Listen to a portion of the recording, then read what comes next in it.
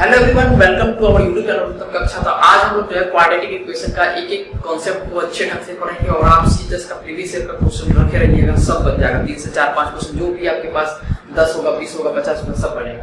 तो देख लेते हैं। सबसे पहले स्टैंडर्ड फॉर्म होता है, ये जो लिखा हुआ है स्टैंडर्ड फॉर्म होता है क्वाड्रेटिक इक्वेशन का स्टैंडर्ड फॉर्म, इसको ध्यान में रखना। स्टैंडर्ड फॉर्म में क्या होता है कि कोई भी अगर पहले हम पढ़े थे पॉलिनोमियल में क्या था, px = समथिंग, अगर इज इक्वल टू वहां पे 0 कर दिया रहा, जैसे अगर बराबर हमने 0 लिख दिए तो पॉलिनोमियल क्या बन जाता है, इक्वेशन। तो याद रखिए ये इक्वेशन है, इक्वेशन का पहचानने का तरीका कोई भी इधर है तो राइट हैंड साइड रहेगा 0, बराबर इज इक्वल टू 0 रहेगा। और 0 नहीं है तो सबको इस तरफ लेने का, तो इधर क्या बन जाएगा 0, तो 0 से आपको बनाना पड़ेगा इस तरह।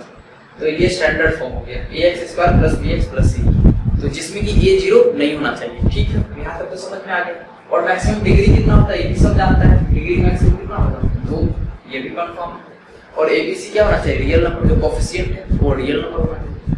अब हम लोग जिसमें जो कॉन्सेप्ट सब आ सकता है कि दे देगा कि ax² + 5x + इसका ना कोई एक जीरोस दे देगा, जैसे कि बोल देंगे कि 5 जो है इस इक्वेशन का एक सॉल्यूशन है। सॉल्यूशन बोलिए, जीरोस बोलिए, रूट्स बोलिए, तो दूसरा निकालिए। तो क्या कर देंगे, 5 को पुट कर देंगे वहां पे, दूसरा ऑटोमेटिक आ जाएगा। कोई एक देगा फिर उसको पुट कर देंगे, दूसरा ऑटोमेटिक आ जाएगा। तो एक टाइप का क्वेश्चन कैटेगरी ये हो गया, finding the other solution of the given quadratic equation, ये कॉन्सेप्ट। दूसरा आपका पूछ सकता है middle term splitting. Middle term splitting से देखिए क्या क्वेश्चन पूछ सकता है। मिडिल टर्म से आपसे पूछ सकता है 3x², एक क्वेश्चन दे दीजिए 12x + 9x, सॉरी 9 = 0। देख रहे स्टैंडर्ड फॉर्म है ना, यानी कि स्टैंडर्ड फॉर्म यानी कि स्टैंडर्ड क्वाड्रेटिक इक्वेशन। अगर इधर बराबर नहीं रहता तो सबको इस तरफ ले आते हैं और इस तरफ क्या करते हैं 0। तो ऑलरेडी यहाँ पे 0 से तो हम लोग को ज्यादा मेहनत करना नहीं, कुछ भी नहीं करना। अब हम इसको मिडिल टर्म करने का मतलब मिडिल टर्म को तोड़ना, मिडिल टर्म को स्प्लिट करना, स्प्लिट यानी कि तोड़ना।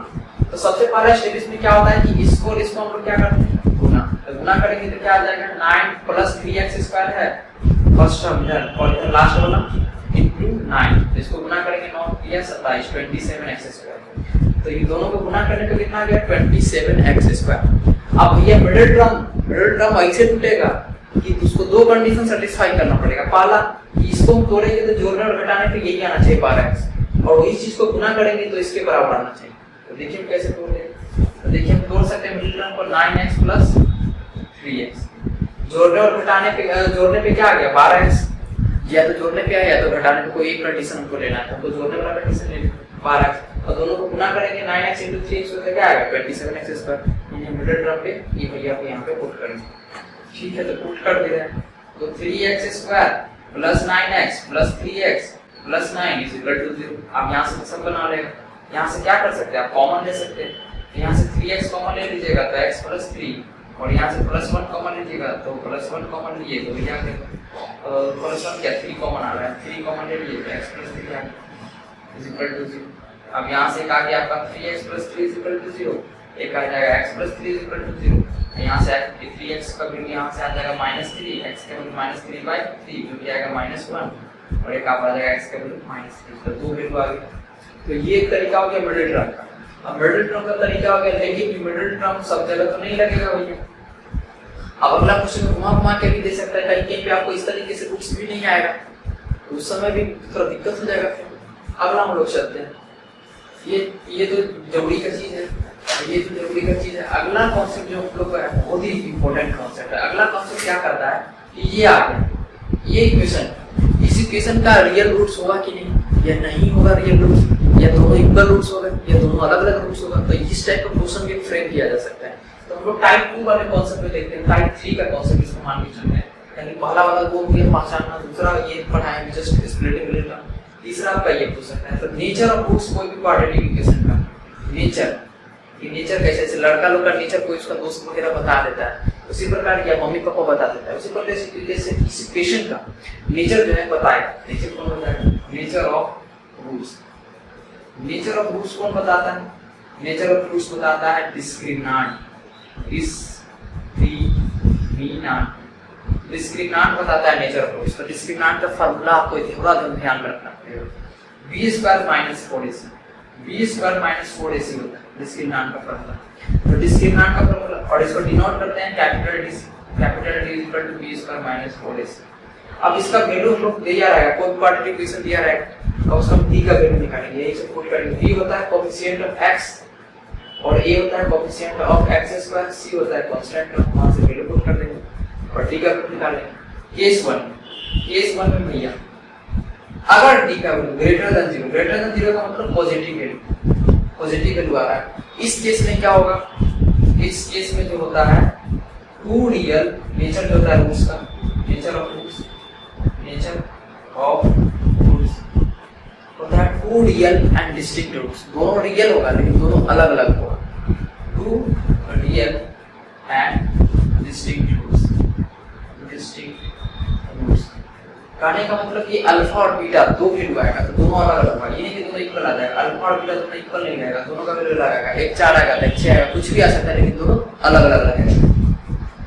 दूसरा क्वेश्चन आपको यहाँ बता रहे हैं। दूसरा क्वेश्चन में आपको क्या कर सकता है कि डी का वैल्यू अगर 0 आ गया, डी का वैल्यू अगर 0 आ गया, केस 1 है, केस 2 डी का वैल्यू अगर 0 आ गया यानी कि बी स्क्वायर, डी का वैल्यू 0 का मतलब करने का मतलब बी स्क्वायर माइनस 4ac का वैल्यू क्या आ जाएगा 0। इस केस में नेचर क्या होगा, नेचर ऑफ रूट्स जो होगा इस केस में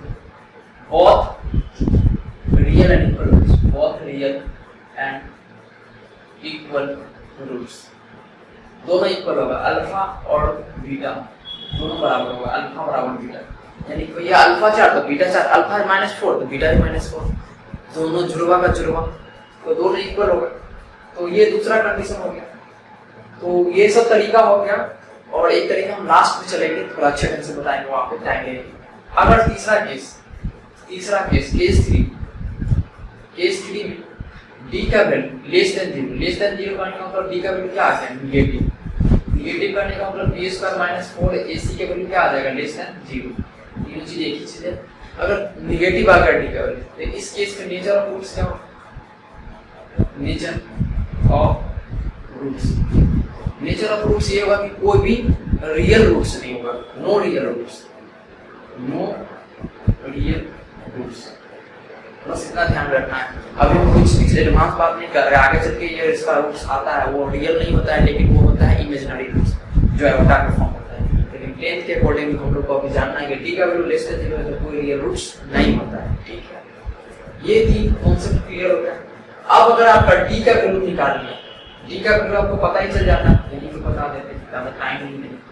तो डी का वैल्यू आपको तो पता ही क्या होता है, B square minus 4ac।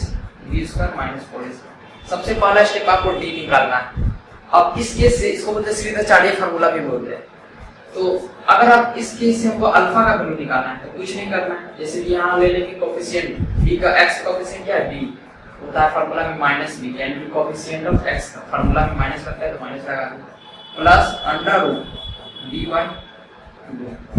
D का वैल्यू जो यहाँ से निकालेंगे यहाँ पर पुट कर दीजिएगा रूट और 2 ये अल्फा का वैल्यू है।